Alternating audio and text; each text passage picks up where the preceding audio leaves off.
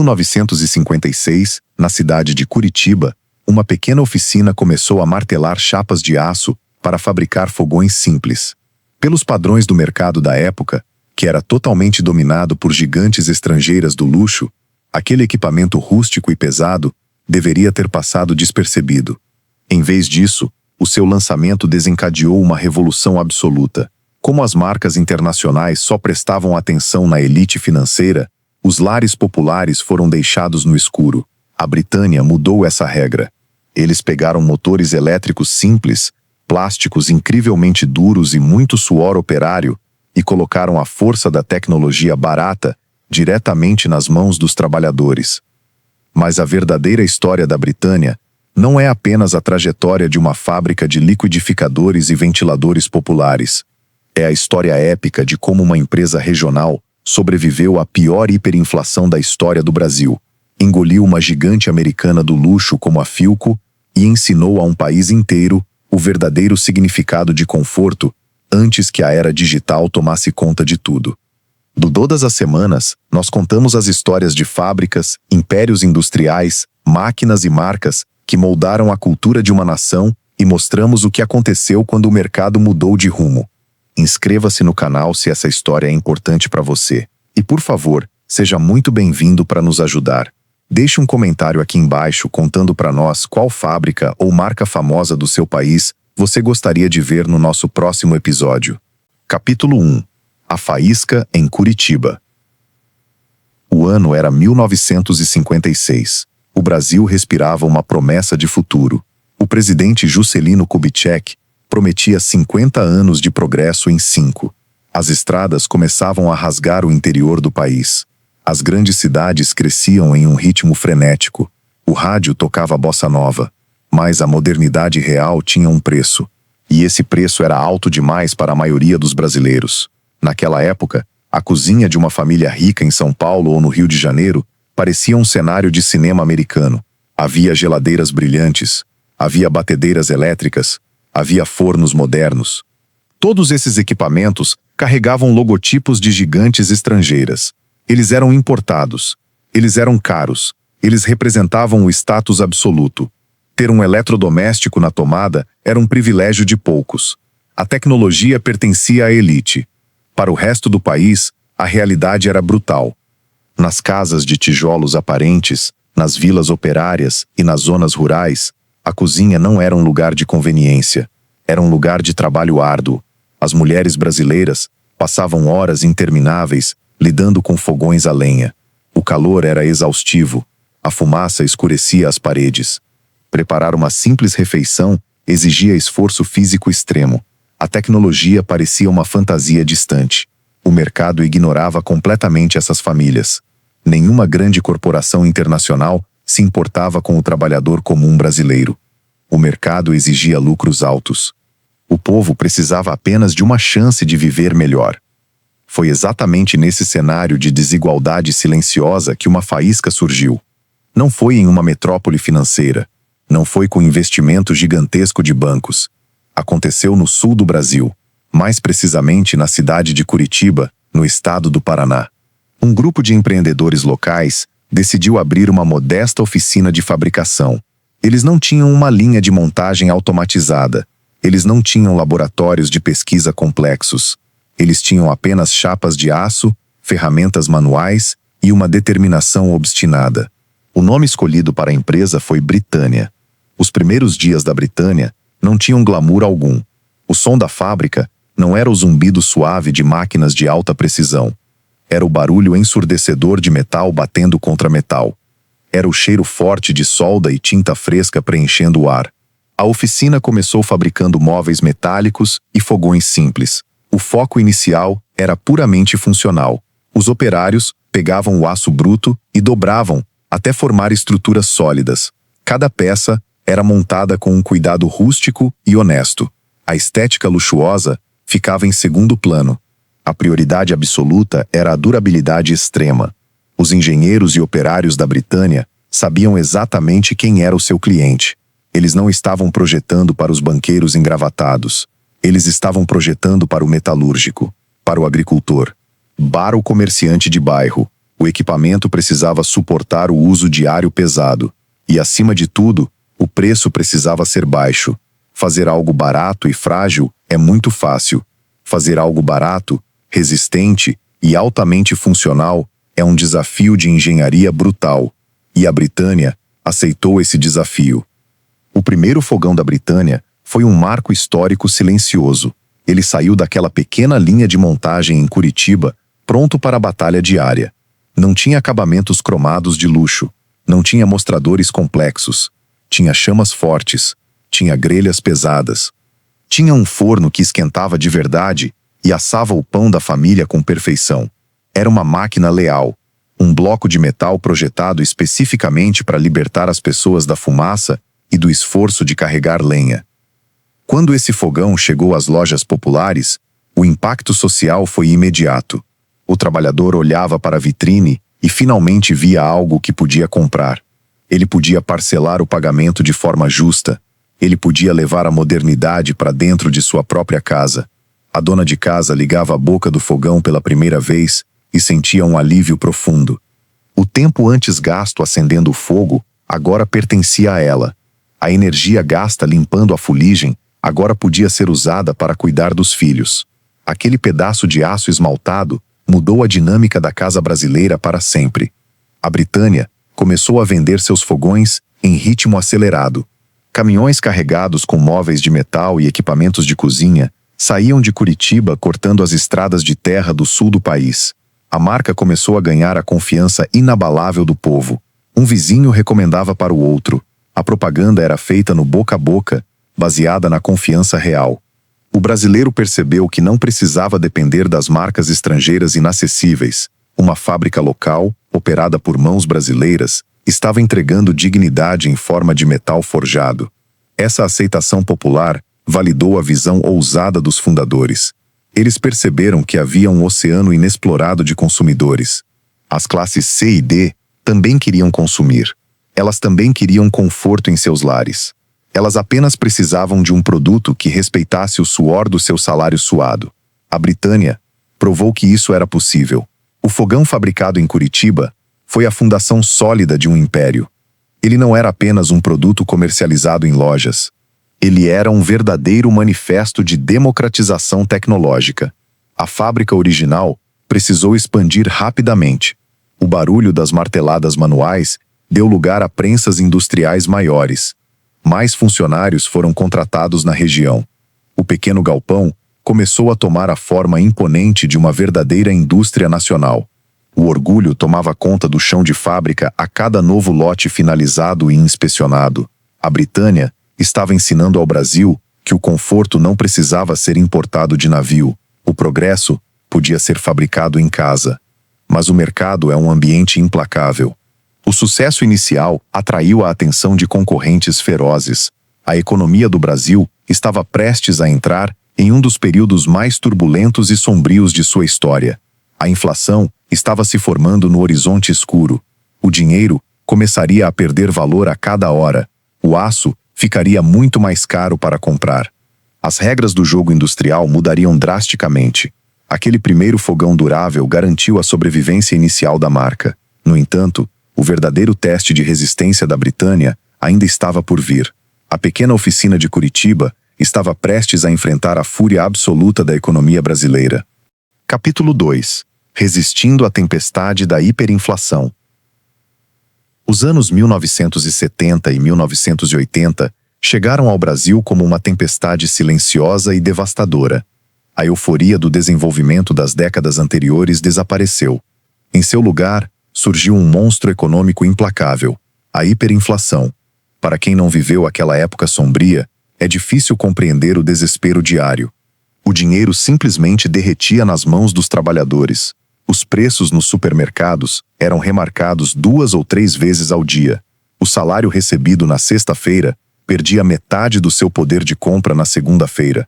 Viver era uma corrida constante e exaustiva contra as máquinas de remarcar preços. Nesse cenário de caos financeiro absoluto, comprar um eletrodoméstico tornou-se praticamente impossível para o cidadão comum. As grandes marcas internacionais tomaram uma decisão previsível, lógica e fria. Elas focaram seus esforços apenas nas classes mais ricas. Muitas reduziram drasticamente suas operações. Outras simplesmente fecharam suas fábricas e abandonaram o país em busca de lucros mais fáceis. Os produtos importados que restavam nas prateleiras tinham preços irreais. Um simples liquidificador estrangeiro custava o equivalente a semanas de suor de um operário. O conforto do lar voltou a ser um privilégio blindado, mas na cidade de Curitiba, a Britânia se recusou a recuar. A fábrica sentiu o impacto brutal do aço mais caro e das taxas de juros astronômicas. A diretoria precisava tomar uma decisão drástica e urgente para sobreviver. Eles podiam fechar as portas ou podiam se adaptar à nova e dura realidade do país. A escolha foi lutar. A empresa percebeu que o mercado precisava de algo totalmente novo. Os grandes e pesados móveis de metal e os fogões robustos já não cabiam no orçamento espremido das famílias brasileiras. O povo precisava de alívio rápido, barato e eficiente. Foi então que a Britânia iniciou sua transição histórica. A ordem era investir pesado no mercado de eletroportáteis. A engenharia da fábrica precisou se reinventar da noite para o dia. O desafio técnico era colossal. Eles precisavam criar produtos menores e muito mais baratos, mas sem sacrificar a durabilidade que havia construído a fama da marca. Se o produto quebrasse, a família não teria dinheiro para comprar outro. A responsabilidade moral sobre aquelas máquinas era gigantesca. As pranchetas de desenho foram tomadas por novos projetos intensos. Os engenheiros simplificaram os motores. Eles reduziram o número de peças móveis para diminuir as chances de falha mecânica. Eles substituíram componentes de alto custo por alternativas inteligentes e de produção local, mantendo a estrutura principal incrivelmente resistente. A rotina dentro das paredes da fábrica refletia a tensão e a urgência das ruas. O som pesado das marteladas em chapas de aço começou a dividir espaço com o ruído ágil das linhas de montagem de motores elétricos. Operários trabalhavam enrolando fios de cobre, testando rotores e fixando carcaças de plástico duro. Eles não estavam apenas montando aparelhos domésticos. Eles estavam garantindo a sobrevivência da indústria nacional. Eles estavam forjando o escudo de proteção da empresa contra a ruína econômica do país. O primeiro liquidificador compacto da Britânia não era uma obra de arte do design mundial. Ele era bruto, ele era barulhento, e ele era espetacularmente eficiente. O copo era grosso e aguentava as quedas nas cozinhas rústicas. O motor tinha torque de sobra para triturar os alimentos mais duros. O seu maior triunfo era o preço final. A Britânia conseguiu espremer as margens de lucro ao extremo limite. A fábrica operava em turnos contínuos para produzir em massa com o menor custo possível. O objetivo não era lucrar milhões no curto prazo. O objetivo era manter o nome da Britânia vivo dentro das casas dos brasileiros. Quando esses novos aparelhos chegaram às vitrines das lojas populares, o efeito foi de puro alívio. No meio do desespero financeiro, as famílias das classes C e D encontraram uma marca que parecia compreender a sua dor. Uma mãe podia usar suas economias regradas para comprar um ventilador da Britânia e suportar o calor implacável do verão. Um trabalhador podia adquirir um ferro de passar simples para manter seu uniforme apresentável. A Britânia tornou-se um símbolo palpável de resistência. Enquanto os gigantes globais viravam as costas, a fábrica paranaense estendia a mão e oferecia ferramentas reais de sobrevivência doméstica. Essa lealdade forjada na crise redefiniu para sempre o DNA da empresa. A hiperinflação destruiu milhares de negócios prósperos no Brasil. Ela engoliu indústrias inteiras e apagou marcas tradicionais da memória nacional em poucos meses. Mas a Britânia usou o caos econômico como uma forja incandescente. A necessidade de sobreviver forçou a empresa a construir uma logística impecável. Caminhões rodavam o país inteiro, abastecendo as prateleiras com caixas da marca. Os equipamentos eram fáceis de consertar. Um motor avariado podia ser reparado na pequena oficina do bairro. As peças eram baratas. Essa simplicidade mecânica gerou uma confiança quase religiosa.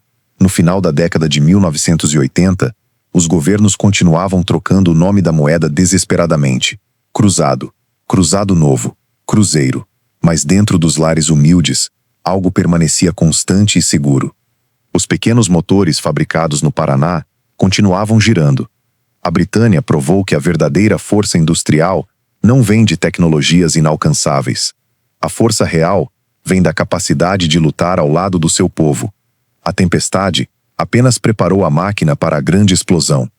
Capítulo 3. Libertando a força de trabalho. O ano de 1994 trouxe um milagre aguardado por décadas.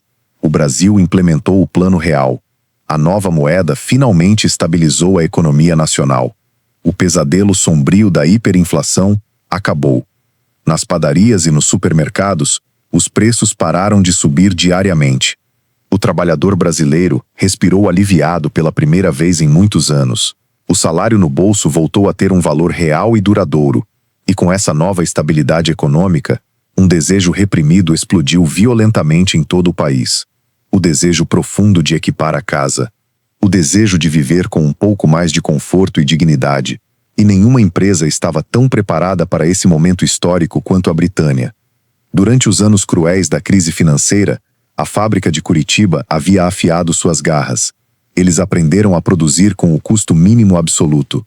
Eles construíram uma rede de distribuição robusta que chegava aos cantos mais remotos e empoeirados do interior do Brasil. Quando o poder de compra das classes C e D finalmente voltou, a Britânia não precisou se adaptar ao novo cenário. Ela já estava lá esperando por eles. As linhas de montagem no estado do Paraná aceleraram para um ritmo frenético e ininterrupto. Caminhões pesados saíam dia e noite, lotados de caixas de papelão. O alvo principal de toda essa produção massiva era muito claro. Eles queriam libertar a força de trabalho dentro das casas brasileiras. O símbolo máximo dessa nova era foi o liquidificador Britânia. Antes dessa revolução comercial, fazer um simples suco de frutas ou triturar alimentos exigia muita força física, exigia paciência extrema, exigia muito tempo. O liquidificador da marca popularizou a velocidade na cozinha. Ele não tinha painéis digitais sensíveis que quebravam fácil. Ele não tinha funções complexas que ninguém realmente usava no dia a dia. Ele tinha um motor elétrico muito potente, um copo de plástico ultra resistente e um botão mecânico robusto. Girar aquele botão era como ligar a modernidade. O som estridente do motor triturando gelo virou a trilha sonora oficial das manhãs brasileiras. Aquela máquina simples devolveu algo extremamente precioso para as donas de casa. Devolveu o tempo. As horas que antes eram gastas na beira da pia, agora pertenciam à família e ao descanso. O mesmo fenômeno libertador aconteceu com os ventiladores. O verão brasileiro é historicamente castigador e implacável. Dormir em quartos abafados nas periferias do Rio de Janeiro ou do Nordeste era uma provação diária e exaustiva para o operário. A Britânia inundou o mercado nacional com ventiladores de mesa e de coluna. Eles eram feitos de plástico duro. Eles tinham grades de metal grossas e motores pesados. Eles não eram silenciosos como as brisas artificiais dos ares condicionados dos bairros ricos. Eles faziam muito barulho, mas o zumbido constante das pás cortando o ar quente era o som puro do alívio. Dormir com um ventilador Britânia ligado significava acordar verdadeiramente descansado para mais um dia duro de trabalho. Era a qualidade de vida real, embalada em uma caixa muito barata. Os ferros de passar roupas seguiram exatamente o mesmo caminho de sucesso nas vendas. Eles eram pesados na medida certa para alisar o tecido amassado. Eles esquentavam rápido e mantinham a temperatura sob controle. Eles alisavam os uniformes escolares das crianças e as camisas dos trabalhadores com uma eficiência brutal. A marca entendeu perfeitamente que a estética era uma preocupação totalmente secundária. A missão principal da fábrica era a utilidade extrema. Essa filosofia mecânica honesta criou uma legião de defensores apaixonados da marca por todo o país. Havia um segredo vital por trás desse sucesso colossal: a facilidade absoluta de reparo. A Britânia não selava seus pequenos motores em blocos plásticos inacessíveis. Eles não exigiam ferramentas especiais caríssimas para serem abertos. Qualquer eletrotécnico de bairro conseguia abrir um motor Britânia com uma chave de fenda comum em sua oficina improvisada. As peças de reposição eram abundantes no mercado e custavam poucos centavos. Se as escovas do motor queimassem, o conserto levava apenas 10 minutos. Se o copo caísse no chão e rachasse, qualquer mercado de esquina vendia um substituto idêntico. Isso criou uma forte cultura de durabilidade orgânica. O produto não era considerado descartável. Ele pertencia à família por muitos anos. Essa arquitetura mecânica simples lembrava a grande revolução automobilística do passado. Assim como os antigos blocos de ferro forjado foram dominados por jovens mecânicos, os pequenos motores da Britânia foram totalmente dominados pelos técnicos brasileiros. A empresa não apenas vendeu os produtos, ela ensinou um país inteiro a consertar a tecnologia doméstica. Ela tirou o mistério da engenharia e entregou o controle nas mãos do povo. O volume de vendas na década de 1990 atingiu números verdadeiramente astronômicos. Os shopping centers populares e as grandes lojas de varejo de rua dedicavam corredores inteiros apenas para as caixas da Britânia. A marca se consolidou como a rainha indiscutível das classes emergentes do Brasil. A fábrica no Paraná precisou expandir suas estruturas novamente. Novas unidades industriais gigantescas foram planejadas.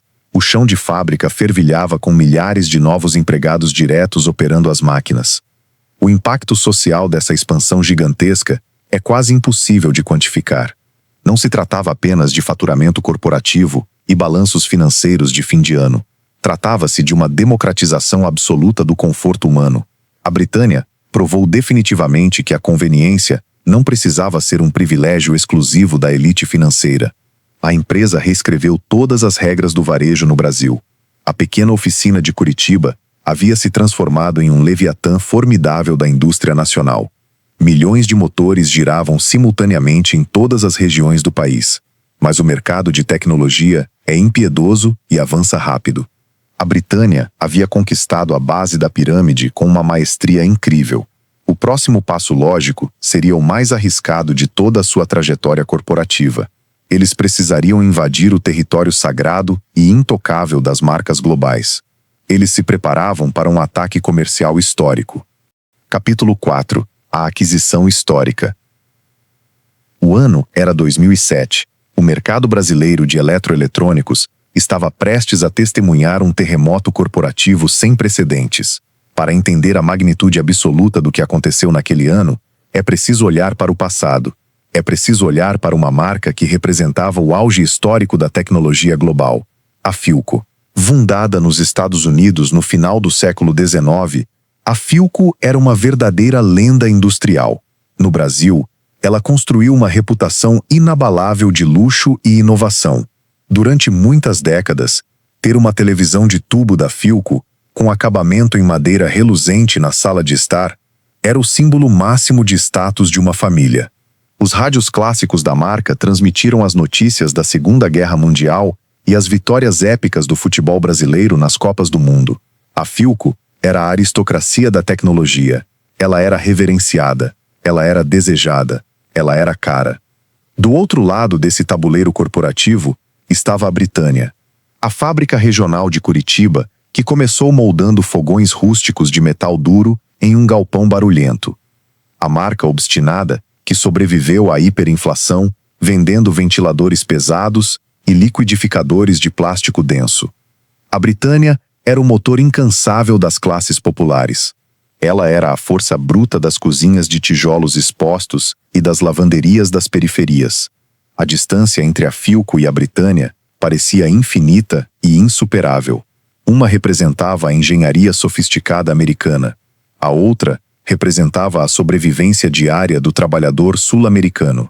Ninguém no mercado financeiro jamais imaginou que esses dois mundos tão distintos poderiam colidir. Mas a economia global estava mudando em um ritmo implacável. A Philco enfrentava dificuldades severas e prejuízos em suas operações no Brasil. A burocracia internacional a tornava extremamente lenta. A marca lutava desesperadamente para competir com os novos gigantes asiáticos que começavam a inundar as prateleiras com televisores baratos.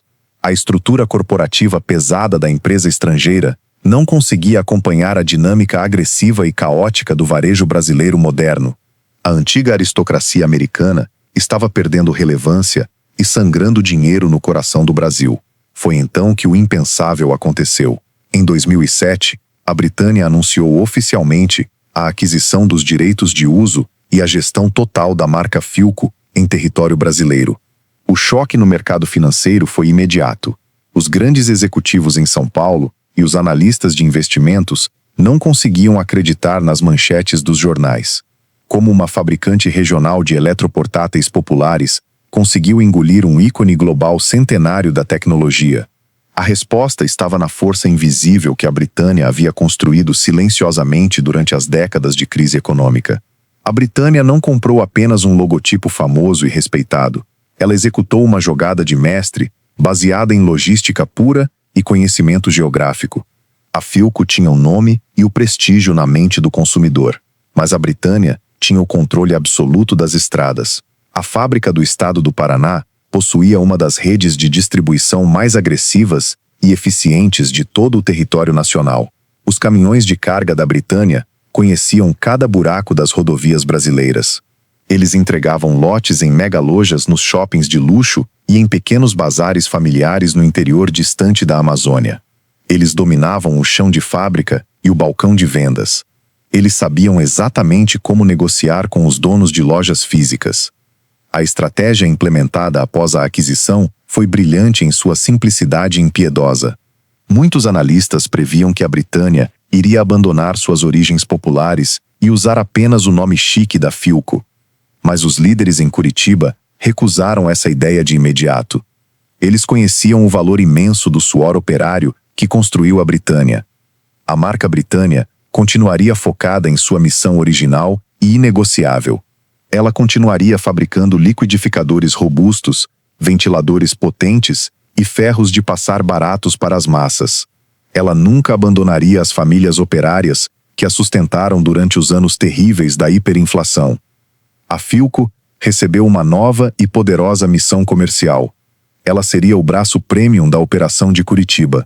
A Britânia usou o emblema lendário da Philco para entrar de forma fulminante no lucrativo mercado de televisores de tela plana, aparelhos de som sofisticados e notebooks. Os produtos da Philco ganharam subitamente a agilidade logística invejável da Britânia. Os custos de produção foram espremidos pela vasta experiência da fábrica paranaense. A antiga gigante de tecnologia renasceu das cinzas com uma velocidade assustadora.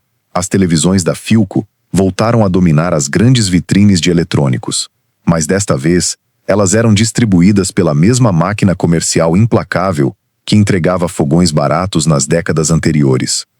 Para os operários mais antigos da fábrica no Paraná, o momento era de puro orgulho nacional. Homens e mulheres que passaram a juventude, montando engrenagens de plástico, agora viam o cobiçado nome Philco estampado nas caixas que saíam de suas próprias linhas de montagem. O simbolismo dessa vitória era muito pesado. Por gerações, o trabalhador brasileiro foi ensinado a reverenciar o produto estrangeiro como algo inatingível e superior. A Britânia quebrou esse complexo de inferioridade histórico com força bruta, trabalho duro e matemática financeira impecável. O faturamento da empresa disparou para a casa dos bilhões de reais. A união de uma marca de elite com a máquina de vendas mais agressiva do país criou uma fortaleza comercial impenetrável no Brasil. O logotipo clássico da Philco agora era impulsionado pela força vital da logística construída em Curitiba. Aquela pequena oficina que começou martelando chapas de aço em 1956 acabara de conquistar o topo absoluto do mercado nacional. A vitória corporativa era inegável. Mas o mundo dos negócios não oferece descanso. Uma nova ameaça estava surgindo nos portos. A era digital estava prestes a testar os limites físicos dessa nova potência industrial brasileira. Capítulo 5. O compasso do futuro. O século XXI avançou sem pedir licença. O mundo mudou rapidamente. A internet banda larga conectou as casas. Os smartphones dominaram as mãos das pessoas. A era puramente mecânica estava acabando para sempre. Uma nova era digital estava nascendo. E com essa nova era veloz, chegou uma ameaça comercial formidável. Os portos brasileiros começaram a receber navios gigantescos vindos da Ásia. Eles traziam contêineres lotados de produtos eletrônicos e eletrodomésticos extremamente baratos. Eram marcas desconhecidas do grande público. Eram aparelhos fabricados aos milhões em mega-indústrias do outro lado do mundo, subsidiadas por governos e operando com custos baixíssimos. A globalização havia batido com força na porta do mercado brasileiro. A guerra pelo consumidor não seria mais travada apenas contra marcas tradicionais. Seria travada contra o volume absurdo e os preços ferozes do mercado asiático. Muitas indústrias nacionais entraram em pânico absoluto. Algumas fábricas fecharam suas portas em poucos meses. Elas não conseguiram competir com o custo da mão de obra estrangeira. Outras empresas brasileiras clássicas simplesmente desistiram de fabricar. Elas desmontaram suas máquinas, viraram meras importadoras e começaram a colar seus logotipos históricos em produtos genéricos. Mas a Britânia escolheu um caminho muito diferente e muito mais difícil. A diretoria no sul do Brasil sabia que não podia recuar. O coração da empresa sempre foi a produção nacional.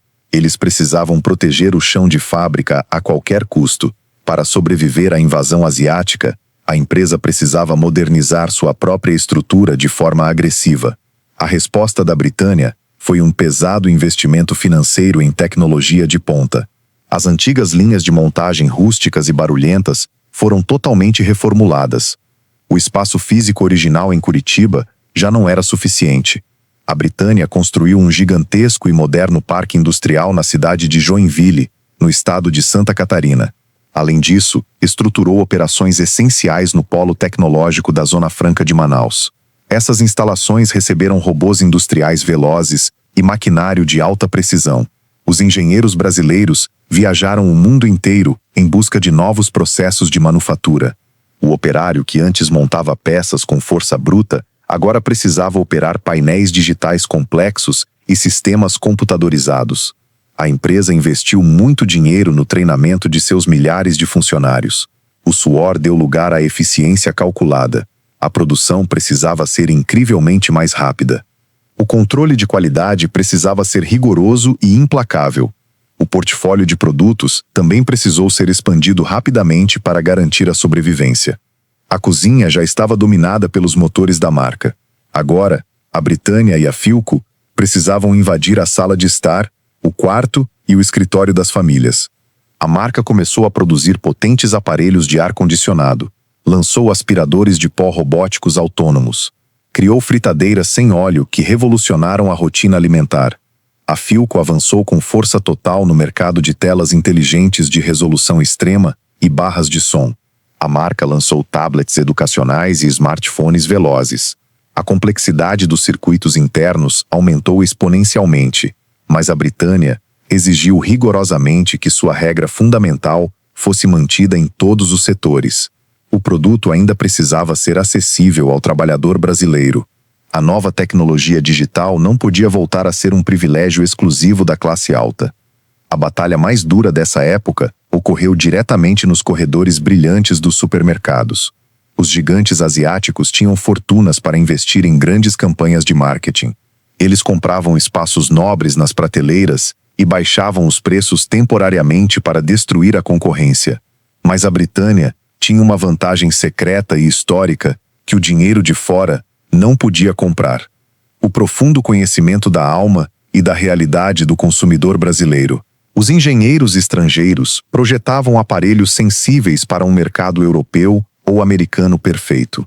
Os engenheiros da Britânia projetavam máquinas para o mundo real do Brasil.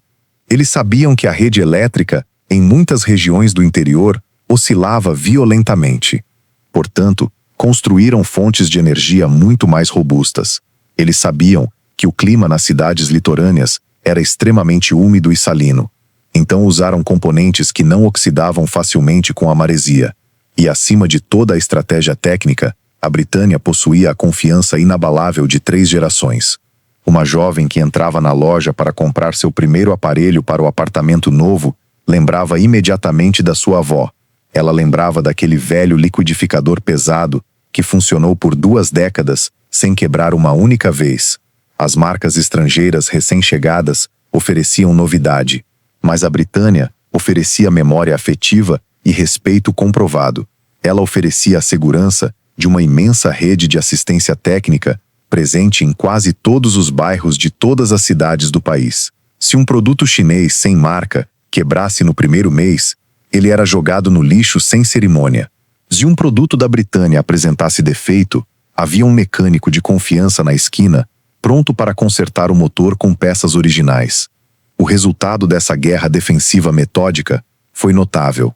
A empresa não apenas sobreviveu ao pesado ataque estrangeiro, ela cresceu de forma impressionante.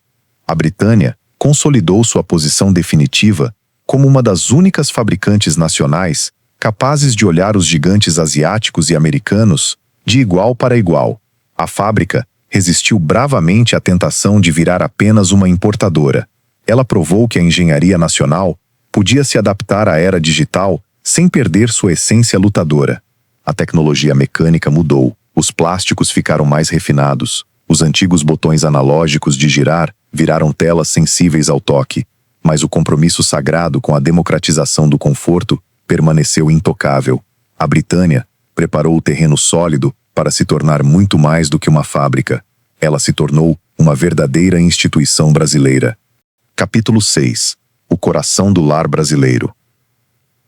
O ano de 1956 parece muito distante agora. O Brasil daquela época era um país de estradas de terra e cozinhas esfumaçadas. O acesso à tecnologia era um sonho distante. Hoje, o cenário é completamente diferente. As cozinhas brasileiras contemporâneas são iluminadas por brilhantes luzes de LED. Telas digitais sensíveis ao toque controlam a temperatura exata dos alimentos. Robôs varrem o chão das salas de estar silenciosamente. A modernidade, que antes era um luxo inatingível, tornou-se o padrão absoluto.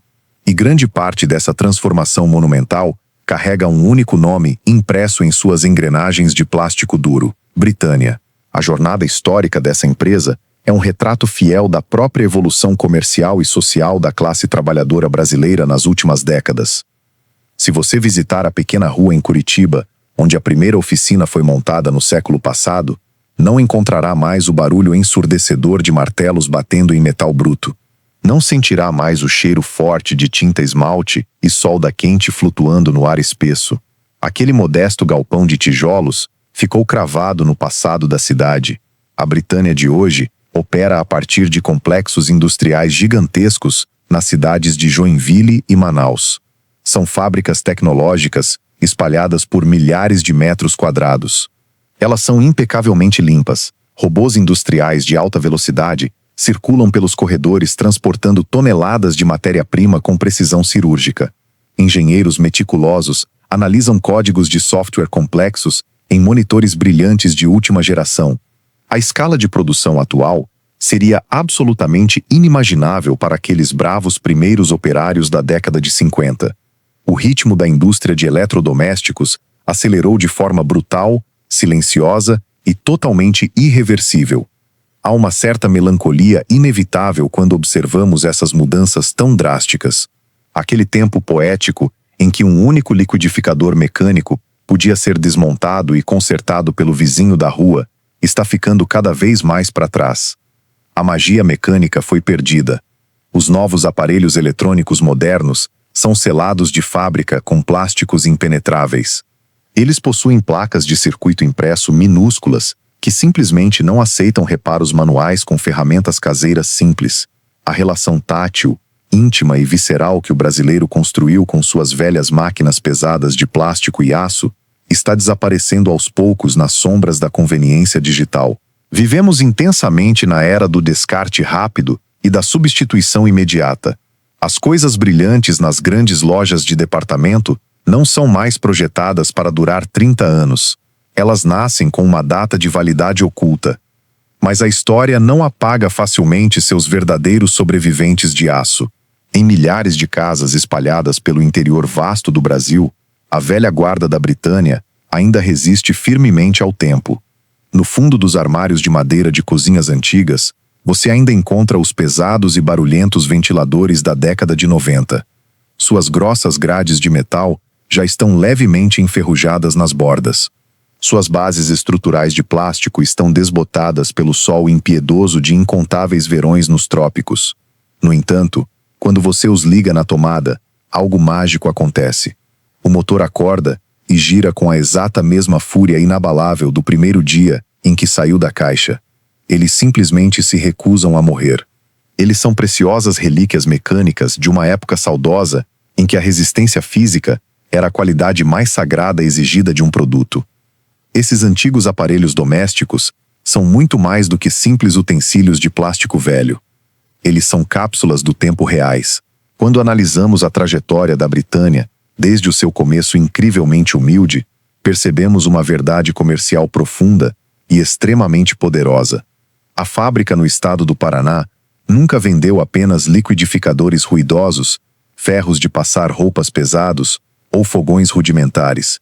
A Britânia vendeu dignidade diária. Ela vendeu alívio imediato para os ombros cansados das incansáveis donas de casa brasileiras. Ela vendeu noites preciosas de sono tranquilo para os operários exaustos pelo calor severo.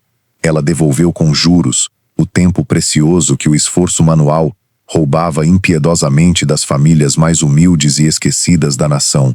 A verdadeira força motriz do império multibilionário da Britânia nunca foi a injeção fria de capital estrangeiro. Nunca foram as complexas e arriscadas manobras na bolsa de valores. A força real e implacável da marca sempre esteve enraizada na compreensão profunda e genuína da alma popular brasileira. Enquanto as gigantescas multinacionais desenhavam produtos luxuosos e caros apenas para consumidores idealizados, a Britânia forjava ferramentas práticas para as pessoas reais, para o mecânico sujo de graxa no final do expediente, para a costureira autônoma trabalhando até de madrugada, para o motorista de ônibus urbano exausto. A empresa provou categoricamente que a excelência tecnológica não precisa excluir a classe operária de suas planilhas de vendas. A Britânia democratizou o conforto. Ela colocou a comodidade moderna diretamente dentro da casa de tijolos expostos e na periferia.